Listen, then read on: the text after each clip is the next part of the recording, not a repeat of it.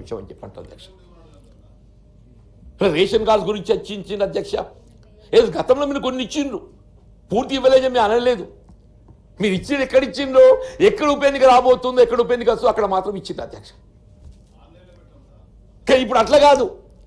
ఈ ప్రభుత్వం ఏదైతుందో అర్హతకు అనుగుణంగా బిలో పావర్టీలో ఎవరే కానీ ఎంతమందే కానీ ఏ విధమైన ఆంక్షలు లేకుండా పరిమితి లేకుండా అందరికీ రేషన్ కార్డు కల్పించాలనే ఒక లక్ష్యంతో ఇది ముందుకు పోతుంది అధ్యక్ష అని చెప్పి అంటున్నా. మీరు గతంలో కళ్యాణ లక్ష్మి, షాది ముబారక్ మంచి ప్రోగ్రామ్ అధ్యక్ష. You have initiated it. కానీ ఏదైతుందో వాళ్ళు బిలో పావర్టీ లైన్ కుటుంబాలని చెప్పని గుర్తించి వాళ్ళకి ఎప్పుడైతే లబ్ధిని కూర్చుందో వాళ్ళకు రేషన్ కార్డు ఇవ్వాలి కదా సార్, రేషన్ కార్డు ఇవ్వాలి కదా సార్. వాళ్ళకి బెనిఫిట్ ఇచ్చిండ్రు, రేషన్ కార్డు ఇవ్వలేదు అధ్యక్ష. వాళ్ళకి ఏదో కుటుంబం ఏర్పడిన తర్వాత సంవత్సర కాలంతో పిల్లలు వస్తారు. ఆ పిల్లల భవిష్యత్తు విద్యకు కానీ ఇతరత సంక్షేమ కార్యక్రమాలకు రేషన్ కార్డు కావాలి. ఇవాళ ఈ ప్రభుత్వం ఏదైతే రేషన్ కార్డు అందరికి కల్పించే విధంగా దాంతో పాటుగా సన్న బియ్యం అధ్యక్ష, ఇలా రైతాంగానికి ఏదైతున్నదో వరి ధాన్యం సన్న రకాలకు 500 రూపాయలు బోనస్ ఇవ్వటమే కాదు, ఇలా 500 రూపాయల బోనస్ అనేది అధ్యక్ష దయచేసి మీకున్న అనుభవం జాతీయ స్థాయిలో ఎక్కడ ఏ రాష్ట్రం కూడా ఏదైతుందో మద్దతు ధరకు అదనంగా బోనస్ కల్పించినట్టు ఉదంతం కాదు, అసలు ఆలోచన కూడా లేదు అధ్యక్ష. ఈ ప్రభుత్వం ఏదైతున్నదో సన్న రకం వరి ధాన్యానికి 500 రూపాయల బోనస్, ఎకరా 20 క్వింటలు పండిస్తే 20 × 500 10,000 రూపాయలు అధ్యక్ష అదనంగా. మరి మీరు సన్న రకాలకి ఇస్తామని చెప్పి అంటుండ్రు. అవును, వాస్తవమే. సన్న రకాలు ప్రోత్సహించాలనే భావనతో, వినియోగదారులకు ఏదైతే బియ్యం ఉపయోగపడాలనే భావనతో ఏదైతుందో ఈ సన్న రకాలు ప్రోత్సహించబడుతుంది అధ్యక్ష. దయచేసి ఇన్ని కార్యక్రమాలు అమలు చేస్తుంటే అధ్యక్ష, ఇవాళ మీరు వీటిని కూడా తప్పుపట్టే ప్రయత్నం చేయటము ఇట్స్ రియల్లీ అన్ఫార్చునేట్, దురదృష్టకరం అని చెప్పట్టు అధ్యక్ష. నేను ఇవాళ ఈ రేషన్ కార్డ్స్ ఈ బియ్యంతో పాటు ఏదైతుందో మా ఉత్తర తెలంగాణ ప్రాంతం సంబంధించి చక్కెర కర్మాగారాల అధ్యక్ష, వాళ్ళ జగిత్యాల జిల్లా మెట్పల్లి ప్రాంతమే కానివ్వండి, ముత్తంపేట, మల్లాపూర్, బోధన్ కానివ్వండి, ముమ్మూచిపల్లె కానివ్వండి, ఆనాడు తెలుగుదేశం ప్రభుత్వ హయాంలో ప్రైవేట్ పరం చేస్తే 51% వాటా తెలంగాణ రాష్ట్రం ఏర్పాటు బట్ తదుపరి దాన్ని ప్రభుత్వ పరంగా నిర్వహింపజేయడం జరుగుతుందని చెప్పిన పేరు జరిగింది అధ్యక్ష. It's really unfortunate. మీరు ప్రభుత్వ పరంగా నిర్వహణ చేపట్టే పక్కన పెట్టండి, ఉన్న ఫ్యాక్టరీలు మూతపడ్డాయి అధ్యక్ష. వాడు పునఃప్రారంభింపజేయడం ఈ ప్రభుత్వ బాధ్యత భావించింది అధ్యక్ష. వీళ్ళు బ్యాంకులో చెల్లించాల్సిన బకాయిలు ఆ 51% వాటా ప్రైవేట్ ఏదైతే డక్కల్ లిమిటెడ్ వాళ్ళు ఉన్నారో వాళ్ళకి సంబంధం లేకుండా ఈ రాష్ట్ర ప్రభుత్వం గత ఈ సంవత్సర కాలంలో 170 కోట్లు బ్యాంకులకు చెల్లించి చక్కెర కర్మాగారాల పునఃప్రారంభానికి ఏదైతుందో చర్యలు చేపట్టబోతుంది అధ్యక్ష.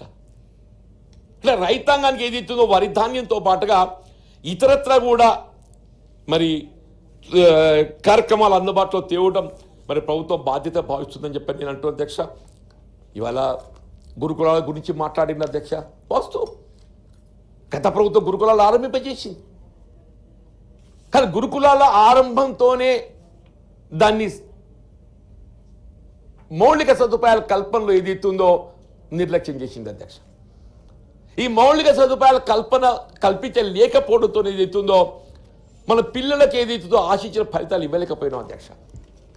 ఇవాళ ఈ ప్రభుత్వం ఏదైతుందో ఇవాళ కేవలం గురుకులాల నిర్వహణ కొనసాగింపే కాదు, అది అంతర్జాతీయ స్థాయిలో ఇంటిగ్రేటెడ్ రెసిడెన్షియల్ స్కూల్స్ అధ్యక్ష. ఇంటిగ్రేటెడ్ రెసిడెన్షియల్ స్కూల్స్ అధ్యక్ష ప్రతి నియోజకవర్గానికి ఒకటి తక్షణమే చేపట్టబడే విధంగా ఏదైతుందో ఈ ఇంటిగ్రేటెడ్ రెసిడెన్షియల్ స్కూల్సే మరి నిర్మాణం ఆరంభిస్తున్న అధ్యక్ష.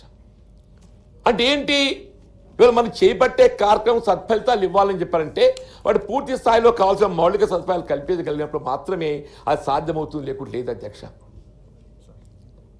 ఇలా skill universities, young India skill university అధ్యక్ష, వీళ్ళ కేంద్ర ప్రభుత్వం జాతీయ స్థాయిలో 2 స్కిల్ యూనివర్సిటీస్ ఇస్తామని చెప్పిన పేర్కొన్న అధ్యక్ష. తెలంగాణ రాష్ట్రం ఏదైతుందో కేంద్ర ప్రభుత్వ ఆలోచన విధానానికంటే ముందుగానే నిరుద్యోగ యువతకు ఏదైతుందో నైపుణ్యత పెంపొందింప చేయాలనే భావనతో స్కిల్ యూనివర్సిటీ ఏర్పాటు చేయాలని తలంచింది అధ్యక్ష. నీ కేంద్ర ప్రభుత్వం అధ్యక్ష మీరు 2 ఏర్పాటు చేస్తామని చెప్పన్నారు, గుర్తిస్తామని చెప్పన్నారు. అందులో తెలంగాణ ఒకటి తీసుకున్నారు అధ్యక్ష అని చెప్పి అంటున్నా. అడ్వాన్స్డ్ టెక్నాలజీ సెంటర్ గతంలో ITI వాటి ఏదైతే అడ్వాన్స్డ్ టెక్నాలజీ సెంటర్స్ ఏదైతే అప్గ్రేడ్ చేసి శిక్షణ కార్యక్రమాలు పెంపొందించాలని చెప్పిన ప్రభుత్వం తలుస్తుంది అధ్యక్ష. స్పోర్ట్స్ యూనివర్సిటీ అధ్యక్ష ఇలా విద్యతో పాటు క్రీడలు నైపుణ్యాన్ని కూడా పెంపొందింపజేయాల్సిన బాధ్యత ప్రభుత్వం ఉంది అధ్యక్ష.